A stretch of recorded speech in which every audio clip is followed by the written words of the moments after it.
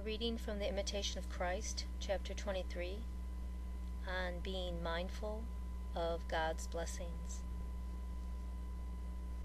The disciple. Open my heart, O Lord, to know your law, and teach me to live according to your commandments.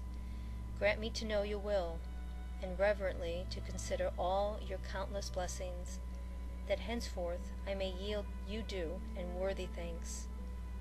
I know and confess that I am wholly unable to render you proper thanks, even for the least of the many blessings that you grant me, for I am less than the least of all your gifts.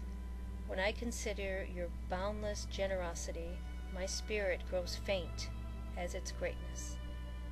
Whatever powers of the soul and body we possess, outwardly or inwardly, natural or supernatural, are all your gifts, and proclaim the bounty of the loving and good God, from whom we receive all good gifts. And whether we receive more or less, all gifts are yours, and without you we have nothing. Thus, whoever has received abundant gifts may not on that account boast of his merits, nor exalt himself above his fellows, nor despise any who are less richly endowed. For the greater and better man is, the less he attributes to himself, and the more humbly and devotedly he returns thanks to God. He who holds himself in humble esteem and judges himself most unworthy is most fitted to receive God's great gifts. One who has received lesser gifts should not on that account be grieved or envious of those who are more richly endowed than himself. Rather, he should turn to you and praise your goodness, for your gifts are given generously, freely, and readily, without respect of persons. All good things come of you, therefore in all things you are to be praised. You alone know what is right for each to receive, and it is not for us to judge why one has less and another more, for you alone can weigh the merits of each. O Lord God, I count it a great mercy not to possess many of those gifts which outwardly appear praiseworthy and admirable in the eyes of men. For a man who recognizes his own poverty and worthlessness should not be sad and sorry, nor be dejected on that account.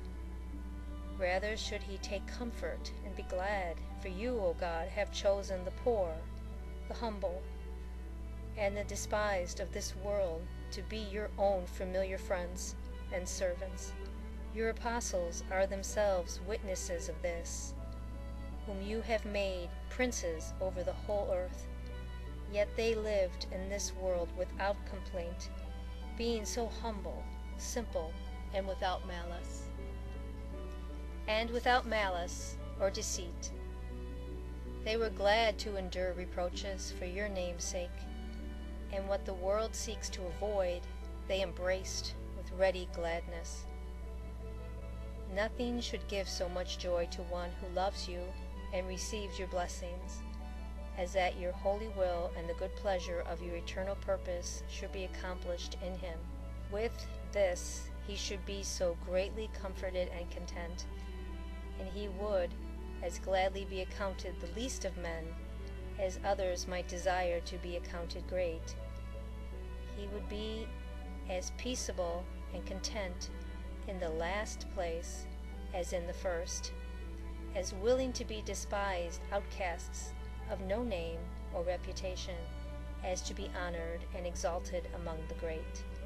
Your will and the honor of your name must come before all else.